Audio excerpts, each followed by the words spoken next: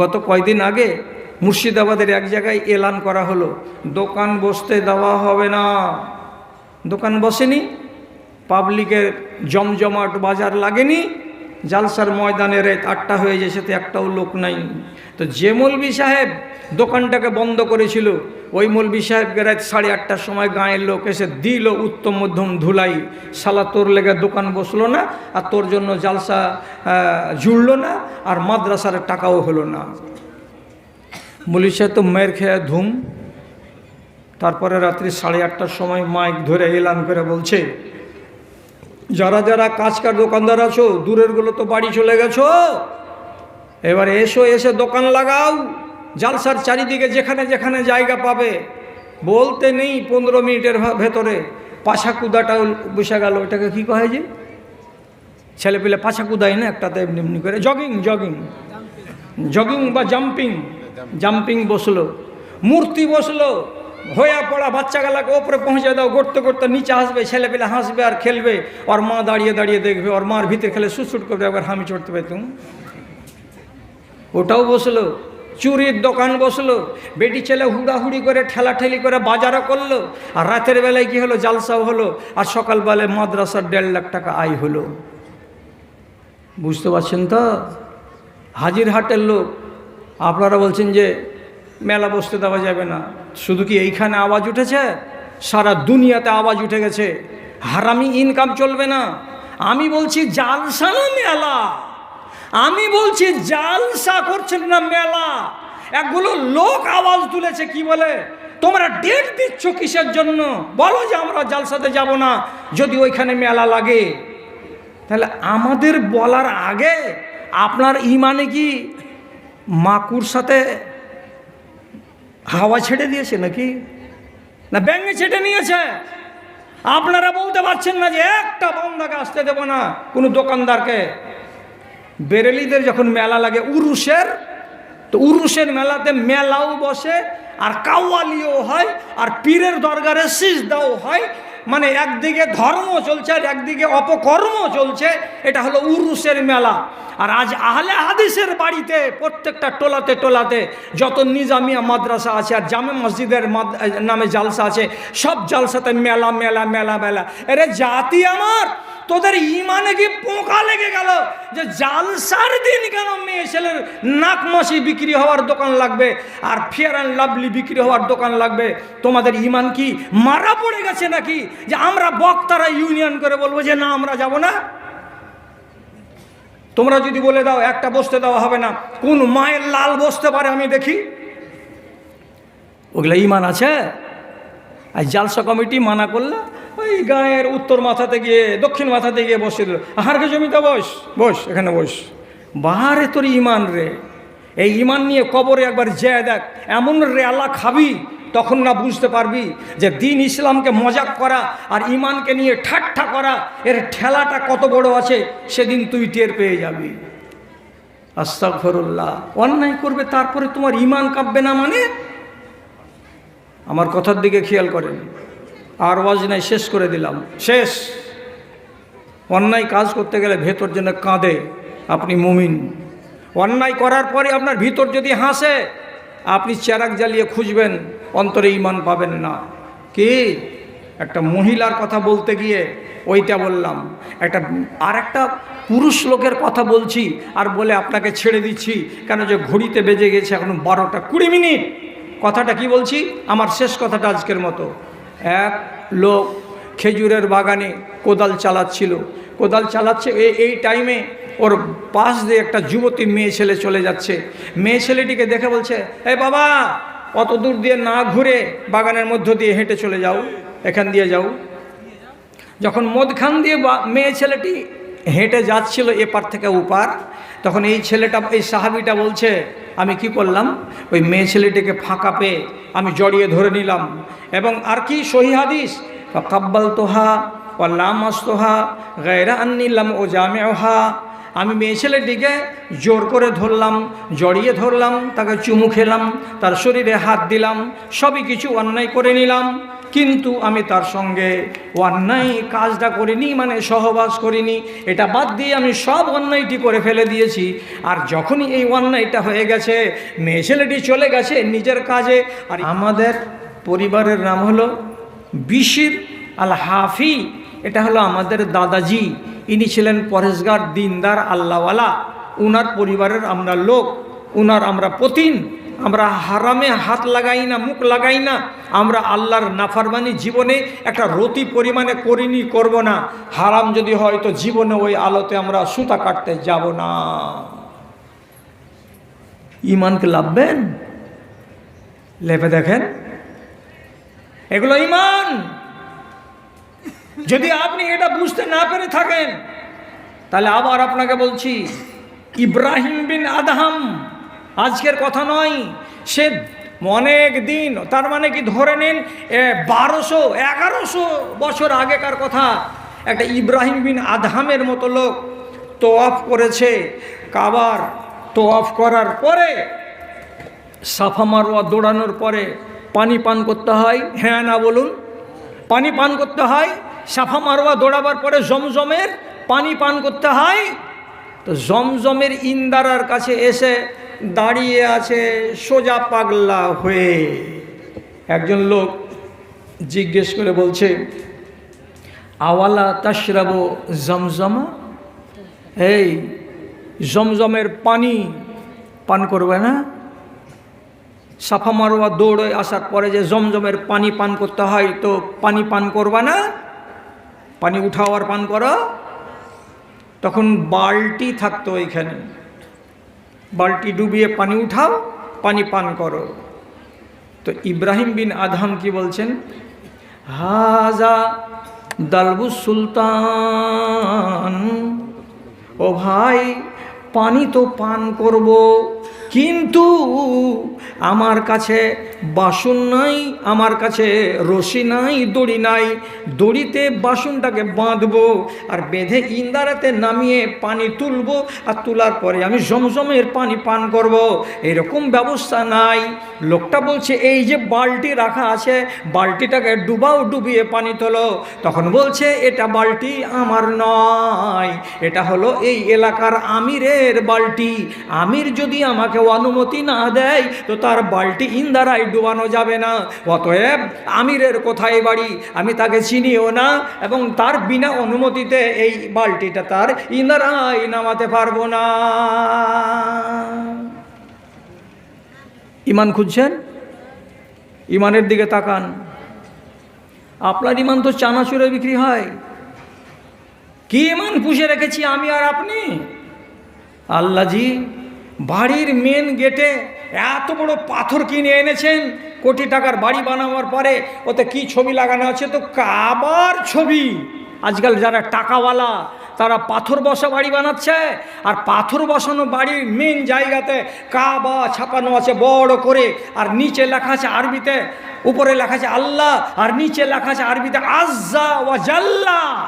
এত পাক নাম আর পাক কথা লেখা আছে। কোথায়? এর বাড়ির ডাইনিংয়ের মেন জায়গায়। আপনি ওকে জিজ্ঞেস করেন, আমজাদ আলী কোথা থেকে এলে? বিশুদ্ধবাড়ির থেকে এলাম। এখন কয়টা বাজছে? বলছি এখন তো 7:30 বাজছে। জোহর কোথায় পড়েছিলা? বলছে ধর, নামাজ পড়ার টাইম পাচ্ছি হাঁটে নাকি? আসর কোথায় পড়েছিলা? ওইখানে কেটে গেছে। মগরব কোথায় পড়েছিলা? চরখির মোড়ে একটু গল্প করছিলাম। এশারের নামাজ কখন পড়েছিলা? ওই যে এশারের নামাজ আমি তো রাস্তাতে ছিলাম রে, কখন নামাজ পড়লাম?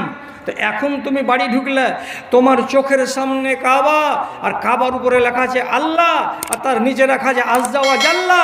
যেই আল্লাহ রাব্বুল আলামিনের পবিত্র ঘরকে নিজের দেয়ালে সাজিয়ে রেখেছো, আর সেই আল্লাহ রাব্বুল আলামিনের কাবাকে সামনে করে কিবলা মনে করে তোমাকে দিনে আর রাতে যে 30 রাকাত নামাজ পড়তে হয়, 17 রাকাত ফরজ, 12 রাকাত সুন্নাতে মুআক্কাদা, আর 1 রাকাত হলো বেতর। এই নামাজটি নাই। তোমার মতন হারামি, লম্পট, তোমার মতো ছ্যাঁচড়, চোর, তোমার মতো 2 নম্বর পোকা লাগা মুসলমান ভারতবর্ষের মাটি তার কটা আছে বলো? ফাজিলামো করার জায়গা পাও না। কি মেন গেটে লেখা আছে আরবিতে, হাজা মিন ফাজলে রাব্বি। এটা কার কথা? নবী সুলাইমানের কথা। উনাকে আল্লাহ রাব্বুল আলামিন আজ সারাটা জমিনের পূর্ব এবং পশ্চিমের মালিক বানিয়েছিলেন। এত বড় তিনি রাজার রাজা হয়েছিলেন। তিনি শুকরানা আদায় করতে গিয়ে তিনি বলেছিলেন, হাজা মিন ফাজলে রাব্বি, এটা হলো আমার রবের দান আমার উপরে, এটা আমার রব আমার উপরে বকশিস করেছেন, দান করেছেন। কে বলেছিলেন? নবী সুলাইমান। তাহলে আল্লাহর শুকরিয়া আদায় করছেন। আপনার বাড়িরও মেন গেটে লেখা আছে আরবিতে, টাইলস কিনে পাওয়া যায়, হাজা মিন ফাজলে রাব্বি, এটা আমার রবের দান, এটা আমার আল্লাহর দান। আল্লাহ দান করেছে। পঞ্চায়েতের কতটি টাকা মেরেছিস মনে আছে তো? হারামি টাকা দিয়ে বাড়ি বানিয়ে তুই বলছিস ফাজলে রাব্বি? তোর ইমানের খবর আছে? তোর ইমানের খবর আছে? ওয়াজ শুনতে এসেছো হাজির হাটের লোক। গোড়াতেই বলেছিলাম যেদিন আসবো সেদিন আলাদা আলাদা কথা বলবো। ইয়াহিয়া বিন আকসাম বলে একজন বড় মুহাদ্দিস, তার বাড়িতে ছিল একটা তার বান্দি, কেনা মেয়ে ছেলে লন্ডি। বান্দিকে বিক্রি করা জায়েজ। উনি তার বান্দিকে একদিন বিক্রি করে দিলেন হাটে নিয়ে গিয়ে। নতুন মালিকের বাড়ি গেল এই বান্দি যাওয়ার পরে ফজর হয় কটার সময়? 5টার সময়।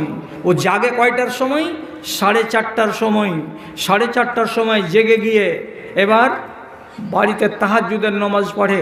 তো ইয়াহিয়া বিন আকসাম তার আগেকার মালিকের বাড়িতে প্রতিদিন রাত 4:30টার সময় জেগে ও তাহাজ্জুদের নামাজ পড়ে। তো ওর বাড়ির সবটি লোক তাহাজ্জুদের নামাজ পড়ে, ওর অভ্যাস হয়ে আছে।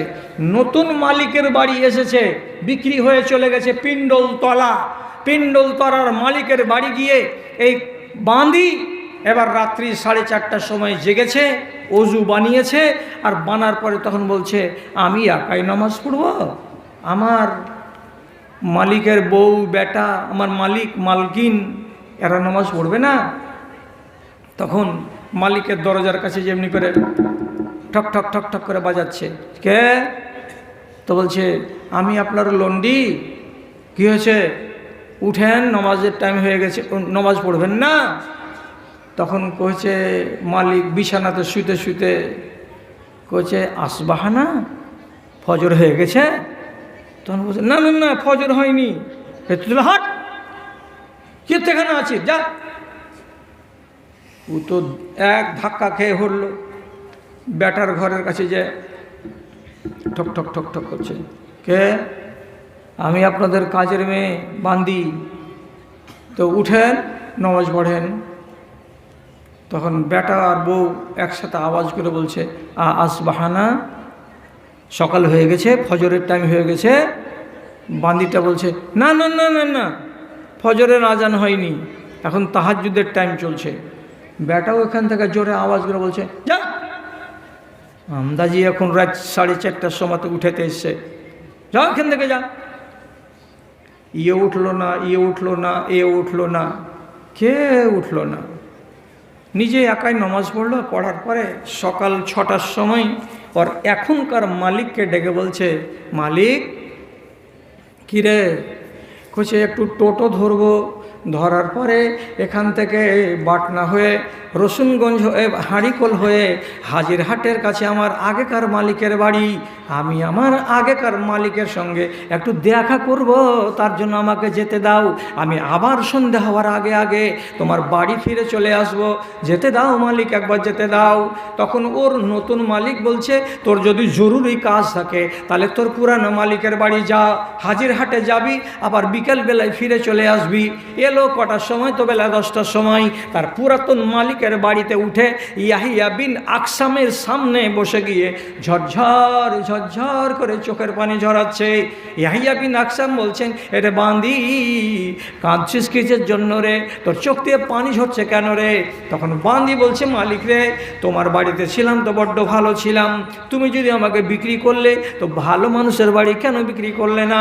তুমি আমাকে বিক্রি করেছো এমন বাড়িতে গিয়ে যেই বাড়ির আসল মালিকটাও জাগে না এবং তার বাড়িওয়ালিটাও জাগে না, যেই বাড়ির বেটা ছেলেটাও জাগে না, যে বাড়ির মেয়ে ছেলেটাও জাগে না, কোনো একটাও লোক তাহাজ্জুদের নামাজ পড়ে না।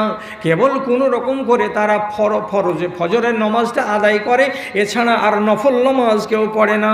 এমন বাড়িতে তুমি আমাকে কিসের জন্য বিক্রি করে দিলে? ওহো, একটা কাজের মেয়ে তাহাজ্জুদের নামাজ পড়ে, আর বাড়ির লোকটিকে নামাজ পড়াতে পারছে না বলে চোখের পানি ঝরিয়ে ঝরিয়ে কাঁদছে, আর নিজের পুরাতন মালিককে এসে বলছে আপনি আমাকে ঘুরিয়ে এলেন, ওই বাড়িতে আপনি আমাকে রাখেন না, 3 দিনের মধ্যে মধ্যে ব্যবসাকে ফেরত করা যায়, আপনি যদি ফিরিয়ে নেন আমাকে তো বড্ড আমার মনটা ভালো হবে। ইয়াহিয়া বিন আকসাম তার পরের দিন যত টাকাতে বিক্রি করেছিলেন অতটি টাকা পিণ্ডলতলার মালিককে জমা দিয়ে তার বাঁদিকে ফিরিয়ে নিয়ে চলে আসছেন। এটা কে? এটা কাজের মেয়ে, এটা বাঁদি, রাতের বেলায় জাগে। কিসের জন্য জাগে? তাহাজ্জুদের নামাজ পড়ার জন্য জাগে। এটা কি? এটার নাম ঈমান। আপনার হাজিরহাটের যতটি বেটি ছেলে আছে আর হাঁড়িকোল আর রসুনগঞ্জের বেটি ছেলে আছে, ডেকে বলবেন তো পুরা করে নামাজ পড়িস না? কি ঈমান পুষে রেখেছি? এই ঈমানে আপনি কল্যাণ পাবেন। মেয়েদেরকে আর ওয়াজ করবো না, আমি আপনাদেরকে বলছি, অন্যায় করছেন তো আপনার ভেতর কাঁদে না কেন? এই কথাটার জবাব দেন। এক জায়গাতে ন্যায়ের কাজ হবে আর আরেক জায়গাতে অন্যায়ের কাজ হবে। হ্যাঁ, গত কয়দিন আগে মুর্শিদাবাদের এক জায়গায় এলান করা হলো দোকান বসতে দেওয়া হবে না। দোকান বসেনি, পাবলিকের জমজমাট বাজার লাগেনি, জালসার ময়দানে রাত 8টা হয়ে যায়, সাথে একটাও লোক নাই। তো যে মৌলবি সাহেব দোকানটাকে বন্ধ করেছিল, ওই মৌলবি সাহেবকে রাত 8:30টার সময় গাঁয়ের লোক এসে দিল উত্তম মধ্যম ধুলাই, শালা তোর লেগে দোকান বসলো না, আর তোর জন্য জালসা জুড়লো না, আর মাদ্রাসার টাকাও হলো না। মৌলবি সাহেব তো মেয়ের খেয়ে ধুম। তারপরে রাত্রি 8:30টার সময় মাইক ধরে এলান করে বলছে, যারা যারা কাজকার দোকানদার আছো, দূরেরগুলো তো বাড়ি চলে গেছো, এবার এসে দোকান লাগাও। জালসার চারিদিকে যেখানে যেখানে জায়গা পাবে, বলতে নেই 15 মিনিটের ভেতরে পাছা কুদাটাও বসে গেল। এটাকে কি কয় যে ছেলে পেলে পাছা কুদায় না একটাতে এমনি এমনি করে, জগিং বা জাম্পিং বসলো, মূর্তি বসলো, হয়ে পড়া বাচ্চাগুলাকে ওপরে পৌঁছে দাও, গড়তে গড়তে নিচে আসবে, ছেলে পেলে হাসবে আর খেলবে, ওর মা দাঁড়িয়ে দাঁড়িয়ে দেখবে, ওর মার ভিতরে খেলে সুটসুট করবে, একবার হামি চড়তে পেতুম। ওটাও বসলো। চুরির দোকান বসলো, বেটি ছেলে হুড়াহুড়ি করে ঠেলাঠেলি করে বাজারও করলো, আর রাতের বেলায় কি হলো? জালসাও হলো, আর সকালবেলায় মাদ্রাসার 1.5 লাখ টাকা আয় হলো। বুঝতে পারছেন তো? হাজিরহাটের লোক আপনারা বলছেন যে মেলা বসতে দেওয়া যাবে না। শুধু কি এইখানে আওয়াজ উঠেছে?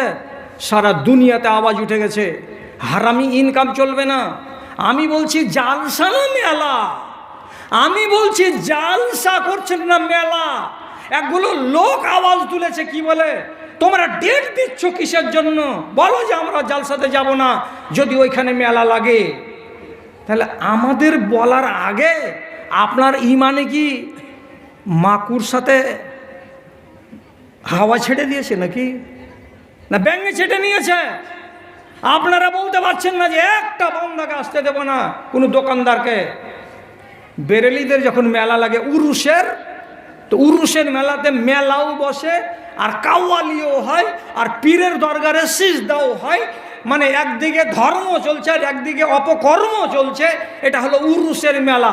আর আজ আহলে হাদিসের বাড়িতে প্রত্যেকটা টোলাতে টোলাতে যত নিজামিয়া মাদ্রাসা আছে আর জামে মসজিদের নামে জালসা আছে, সব জালসাতে মেলা মেলা মেলা মেলা। আরে জাতি আমার, তোদের ঈমানে কি পোকা লেগে গেল যে জালসার দিন কেন মেয়ে ছেলের নাকমাসি বিক্রি হওয়ার দোকান লাগবে আর ফেয়ার অ্যান্ড লাভলি বিক্রি হওয়ার দোকান লাগবে?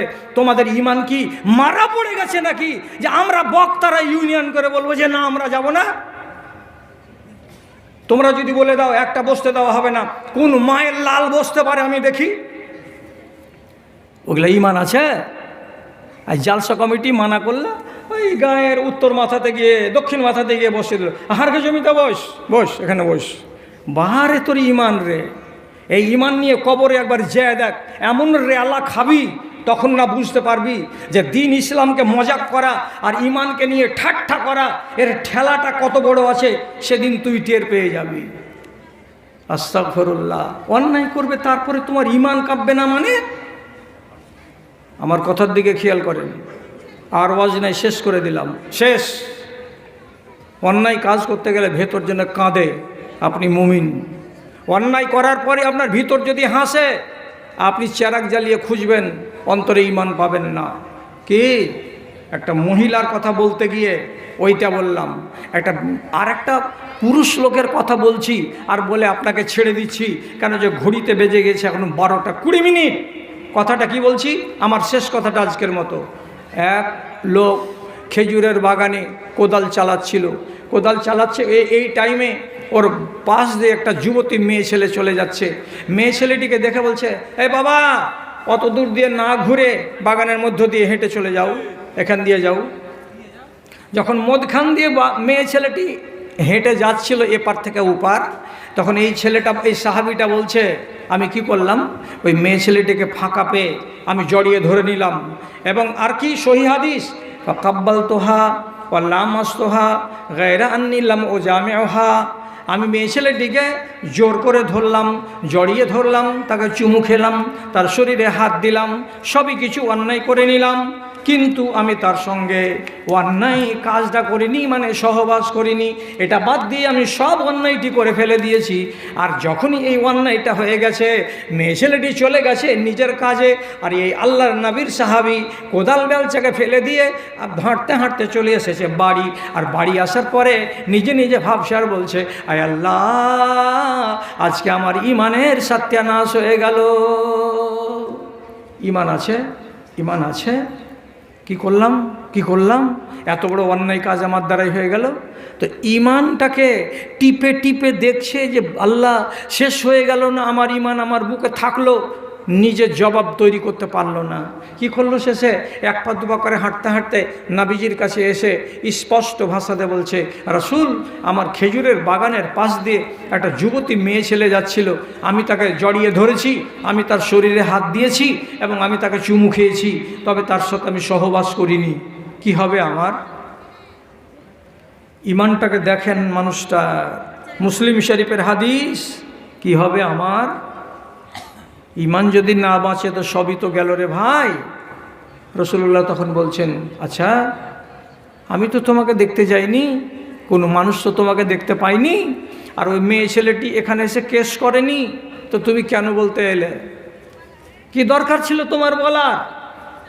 তো বলছি যে রাসূল, এটা তো দিলের মালিক আল্লাহ, আর আল্লাহ রাব্বুল আলামিন তো আমার নড়াচড়া সব কিছু লক্ষ্য করছেন, দেখছেন। তা আমি কাউকে না বলতে গেলেও আল্লাহ রাব্বুল আলামিন দেখেছেন, আর আমার এতে যদি ঈমান নষ্ট হয়ে যেয়ে থাকে, তো এই ঈমান নিয়ে যদি কবরে যাই তো আমার কি দুর্গতি হবে, এই ভেবে চিন্তে আপনার কাছে এসেছি, আপনি আমার কিছু সুরাহা করে দেন। চিন্তা করে দেখেন, একটা ভুল করার পরে একটা মানুষের ভেতরটা কত কেঁপে উঠেছে। রাসূলুল্লাহ বলছেন, আমার কাছে এই সমস্যার সমাধান নিবে বলে আসার পর মসজিদে নববীতে নামাজ পড়েছ? তো লোকটি বলছে, জি, এইমাত্র আপনার পিছন দিকে দাঁড়িয়ে মুক্তাদি হয়ে নামাজ পড়লাম 4 রাকাত জোহরের, এবং আর তার সাথে সাথে সুন্নাতে মুআক্কাদাও পড়ে নিয়েছি। রাসূলুল্লাহ যখন শুনতে পেলেন যে আমার পিছন দিকে দাঁড়িয়ে জোহরের নামাজ আদায় করেছে এবং আগে আর পরে যেটি সুন্নাত আছে সেইটি পড়েছে, তখন রাসূলুল্লাহ লোকটির দিকে তাকিয়ে তাকে আস্তে আস্তে করে আশ্বস্ত করে বলছেন, ইন্নাল হাসানাত ইউযহিবুনা সাইয়্যাত। ওরে আমার সাথী, ওরে আমার সাহাবী, তোমার ভেতরটা কেঁদে উঠেছে কি বলে, যে আমি একটা অন্যায় করেছি, তার জন্য আমার ভেতর কি হলো, ঈমান কি হলো বলে। শুনো শুনো শুনো, আল্লাহ রাব্বুল আলামিন বলছেন, কাবিরা গুনাহ যদি হয় তো চোখের পানি ঝরিয়ে রাতের বেলায় মাপ চাইতে হয়, 2 দিন 3 দিন 4 দিন 5 দিন 6 দিন, তাহলে মাপ হয়। আর যদি সাগিরা গুনাহ হয় তো সাগিরা গুনাহ মাপ চাইতে গেলে নমাজ পড়ে নমাজের মাঝখানে তুমি যদি 3 বার 4 বার আল্লাহকে বলো, আল্লাহ মাপ দাও, আল্লাহ মাপ দাও, তাহলে আল্লাহ রাব্বুল আলামিন নমাজ পড়ার কারণেই তোমার সাগিরা গুনাহগুলোকে সব ধুয়ে দেবেন, সব মাফ করে দেবেন। অতএব খেজুরের বাগানে যেটা পাপ করেছো, এই জোহরের নামাজ পড়ার কারণে তোমার সেই পাপ মাফ হয়ে গেছে। কেন যে জোহরের নামাজে তুমি টোটাল 5 বার আল্লাহকে বলেছো আস্তাগফিরুল্লাহ, আল্লাহ তোমার কাছে মাফ চাইছি, আল্লাহ তুমি আমাকে মাফ দাও, আল্লাহুম্মা গফিরলি, আল্লাহ তুমি আমাকে মাফ দাও। 4 রাকাত নামাজে কয়বার মাফ চেয়েছি? 5 বার। 5 বার কয়বার? পহিলা সিজদা থেকে উঠে কি দোয়া বলতে হয়? দুজন লোক জলদি বলেন। পহিলা সিজদা থেকে উঠলেন তো উঠে কি দোয়া বলতে হয়? আল্লাহুম মাগফিরলি ওয়ারহামনি ওয়াহদিনি ওয়াফিনি ওয়ারজুকনি। তো পহিলা শব্দটা কি? আল্লাহুম মাগফিরলি, আল্লাহ আমাকে মাফ দাও। তো 4 রাকাতে কয়বার বলা হলো? 4 বার। আর শেষবারের বার আত্তাহিয়াতে পড়লেন, দরুদ পড়লেন। দরুদ পড়ার পরে আল্লাহুম্মা ইন্নী যালামতু নাফসি যুলমান কাসীরান ওয়া লা ইয়াগফিরু যুনুবা ইল্লা আনতা ফাগফিরলি, আল্লাহ আমাকে মাফ দাও। 4 রাকাত নামাজে কয়বার মাফ চাইলেন? 5 বার। যে ব্যক্তি নামাজে আল্লাহর কাছে মাফ চাইছে সে ব্যক্তি নিশ্চিত সে মাফ পেয়ে যাবে। রাসূলুল্লাহ কি বললেন? নামাজ পড়েছে আমার পিছন দিকে, যাও তোমার সাগিরা গুনাহ মাফ। আমি অত লম্বা না করে শুধু এই কথাটাই বলছি, এই লোকটা মাঠে পাপ করলো আর করার পরে আমার ঈমান গেল না থাকলো, এটার উপরে চিন্তা বেড়ে গেল। আর আপনি কোন মুসলমানের মুসলমান, চায়ের দোকানে বসে বসে মগরব হজম হয়ে যাচ্ছে, আপনার ভিতর কেঁপে উঠে না একবারও? হ্যাঁ, হুকিং করে তার লাগিয়ে ক্রেশার মেশিন চালাচ্ছেন আর ধান ঝাড়ছেন আর নমাজে যাচ্ছেন। আপনি কেমন মুসলমান আমি ভেবে চিন্তা পাই না। আপনারা কেমন মা কেমন বেটি, পরের বাড়ির বিয়েতে চলে যাচ্ছেন মাথার কাপড় ফেলে দিয়ে বেহায়ার মতো, আর প্যান্ডেলে আজনাবি বেটা ছেলের সামনে মুখামুখি হয়ে বসে খানা খাচ্ছেন। ঈমান কোথায় গেছে? হায়া শরম কোথায় গেছে জাতির? তওবা করেন, ঈমানটাকে সলিড রাখেন, ভালো ঈমান নিয়ে কবরে যান। দুনিয়াতে সুখী হবেন, আখেরাতেও সুখী হবেন। হাজির হাটে আজকের রাত্রিতে যতটি লোক এখন 12টা 25 পর্যন্ত আমার বয়ান শুনলো, সমস্ত লোকটির জন্য আমার দোয়া থাকবে আল্লাহ রাব্বুল আলামিনের কাছে। পরওয়ারদিগার, এ মানুষগুলো যতদিন বাঁচে আল্লাহ তুমি এদের ঈমানটাকে সলিড করে রাখো, বলুন আল্লাহুম্মা আমিন। এরা যেন কোনো দুর্নীতিতে না জড়িয়ে যায়, এরা যেন হালাল রুজি খায়, হারাম রুজি থেকে বেঁচে থাকে। মায়েরা যতটি এখানে ওয়াজ শুনতে এসেছে তারা যেন বেনামাজি না হয়, এরা যেন নামাজ ত্যাগকারিনী না হয়, এরা যেন যে কোনো কষ্টই হোক না কেন তোমার নামাজকে যেন হিফাজত করে এবং পর্দাকে বাঁচিয়ে জীবন কাটাতে পারে। আল্লাহ তাদের জন্য দোয়া রাখছি। আচ্ছা, মসজিদের সেক্রেটারি ও শ্বশুরের নামে দিয়েছে টাকাটা, মসজিদের সেক্রেটারি তার শ্বশুরের নামে 1500 টাকা দিয়েছে। এবার তো আপনারা একসাথে ময়দান খালি করে দিবেন। তো একসাথে পূর্ণিয়া থেকে ইসুফ আলী 5000 টাকা দান